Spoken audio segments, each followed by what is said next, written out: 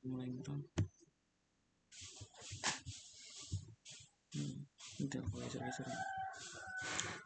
Assalamualaikum warahmatullahi wabarakatuh. Perkenalkan, nama saya Irfan Hermawan dengan NIM S1S1981.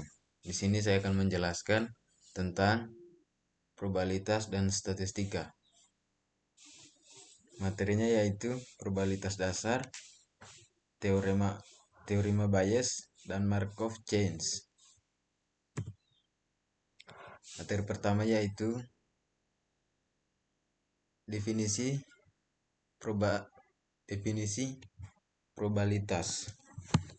Probabilitas atau peluang adalah suatu ukuran tentang kemungkinan atas suatu peristiwa dalam kurung event yang akan terjadi di masa mendatang.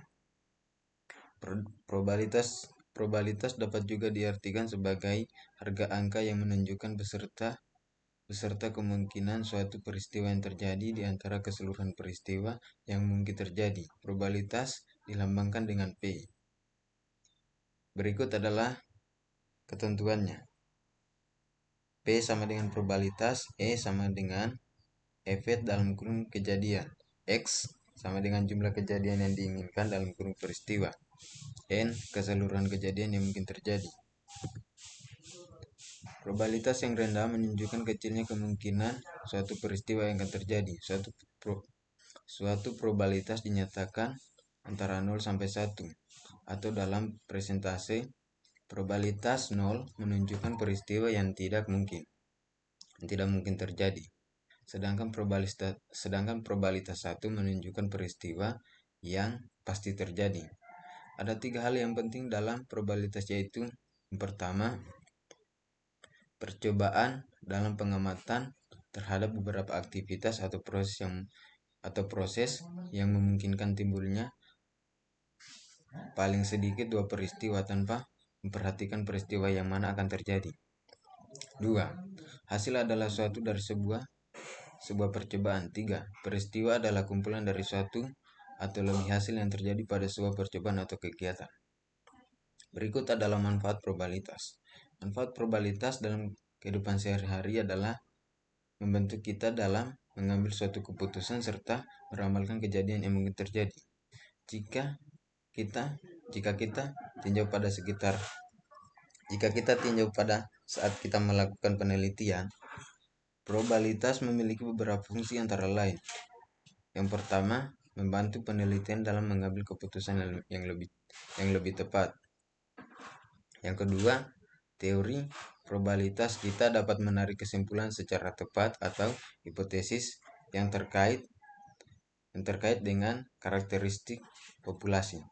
Yang ketiga, mengatur derajat ketidakpastian dari analisis sampel hasil penelitian dari suatu populasi. Berikutnya yaitu pendekatan probabilitas.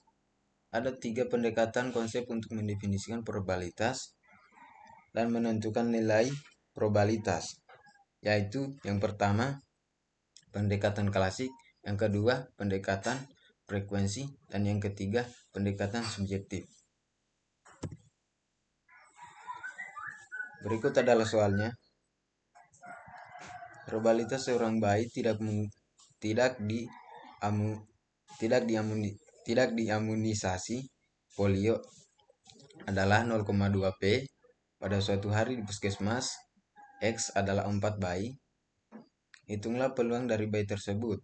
2 orang belum imunisasi polio, jadi di dalam kejadian binomalia ini dikatakan B, X kurang 2, N sama dengan 4, P sama dengan 0,2. B 2,4, 0,2. Jawabannya yaitu, katakanlah bayi tersebut A, B, C dan D. Dua orang tidak komunikasi. Mungkin adalah A dan B, A dan C, A dan D, B dan C, B dan D, C dan D. Rumus untuk B dalam kurung X, N, P tutup kurung adalah P dalam kurung X sama dengan PO, 1536 sama dengan 0,154. Yang kedua itu teorema Bayes. Definisi teorema Bayes dalam teori probabilitas dan statistika.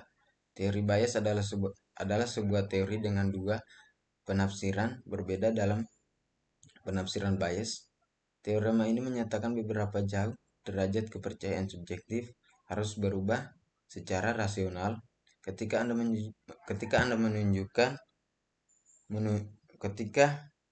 ada petunjuk baru. Dalam penafsiran frekuensi, teorema ini menjelaskan presentasi invers probabilitas dua kejadian.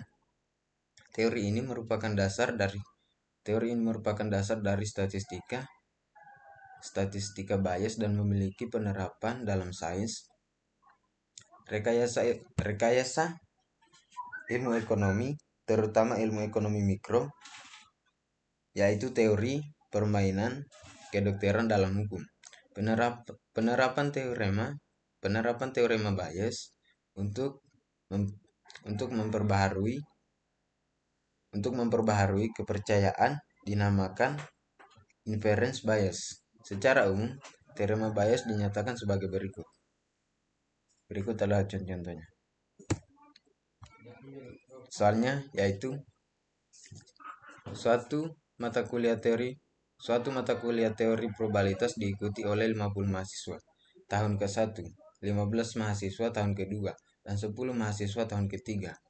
Diketahui mahasiswa yang mendapat nilai A adalah 10 orang dari mahasiswa tahun ke-1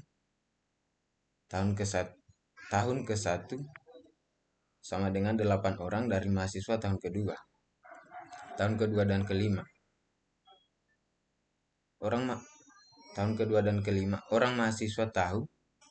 mahasiswa tahun ketiga.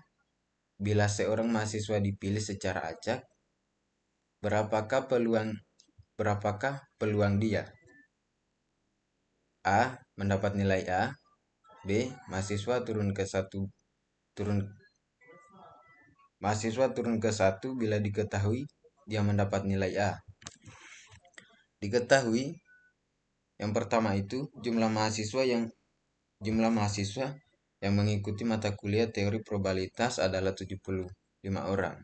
Yang kedua itu PM dalam kurung M1 atau peluang mahasiswa adalah mahasiswa yang turun ke 1, yaitu 50 atau 75. Yang ketiga P dalam kurung M2 atau peluang mahasiswa adalah mahasiswa tahun kedua, yaitu 15 atau 75. Yang keempat P dalam kurung M3 atau peluang mahasiswa adalah mahasiswa tahun ketiga, yaitu 10 atau 75. Yang kelima P dalam kurung AIM1 atau peluang mahasiswa tahun ke-1 yang mendapatkan nilai A sebesar 10 atau 50. Yang keenam P dalam kurung AIM2 atau peluang mahasiswa tahun kedua yang mendapat nilai A yaitu 8 atau 15 orang. 7 P dalam kurung AIM3 atau peluang mahasiswa tahun ketiga yang mendapat nilai A yaitu 5 sampai 10 orang. Yang A ini P dalam kurung A sama dengan M1X P A M1 MI tutup kurung. P sama dengan P M1 X P A M1 tutup kurung. Berikut adalah contohnya. Yang ketiga itu Markov chains. Perubahan yang ada di dalam kehidupan sehari-hari sangat bervariasi. Adalah perubahan yang bersifat statis, namun ada juga yang bersifat dinamis. Karena kehidupan yang terus berjalan, maka perubahan yang terjadi memang tidak bisa dihindari. Perubahan itu juga berimbas pada sebuah kerugian. Oleh karena itu ada baiknya apabila dilakukan persiapan untuk sebuah perubahan, bagaimana caranya untuk menghadapi sebuah perubahan. Setiap transisi yang terjadi dari waktu ke waktu perlu dicermati dengan baik. Salah satunya solusi yang relevan untuk situasi tersebut adalah dengan melakukan prediksi akan apa yang terjadi di masa yang akan datang. A. Rantai Markov. Rantai Markov (Markov chains) adalah suatu teknik matematika yang bisa digunakan untuk melakukan pemodelan (modeling) bermacam-macam sistem dalam proses bisnis. Teknik ini dapat digunakan untuk memperkirakan perubahan-perubahan di waktu yang akan datang dalam variabel-variabel dinamis atau dasar perubahan-perubahan dari variabel-variabel dinamis tersebut di waktu yang lalu. Teknik ini dapat digunakan juga untuk menganalisis kejadian-kejadian di waktu mendatang secara matematis. Model rantai Markov dikembangkan oleh seorang ahli Rusia, A.A. Markov, pada tahun 1896. Dalam analisis Markov yang dihasilkan dalam suatu informasi probabilistis yang dapat digunakan untuk membantu pembuatan keputusan. Kejadian analisis ini bukan suatu teknik optimasi, melainkan suatu teknik deskriptif. B. Probabilitas transisi. Probabilitas transisi adalah suatu perubahan dari suatu status ke status yang lain pada periode dalam kurun waktu berikutnya dan merupakan suatu proses random yang dinyatakan dalam probabilitas. Untuk lebih jelasnya dapat dilihat pada tabel berikutnya. Berikut adalah contoh tabel matriks kemungkinan transisi. N adalah jumlah keadaan dalam proses dan pitch adalah kemungkinan transisi dari keadaan saat ini. Keadaan J, jika saat ini berada pada keadaan I, maka baris I dari tabel di atas berisi angka-angka PI1, PI2, PIN merupakan kemungkinan berubah keadaan berikutnya. Oleh karena angka tersebut melambangkan kemungkinan, maka semuanya merupakan bilangan non negatif dan tidak lebih dari 1.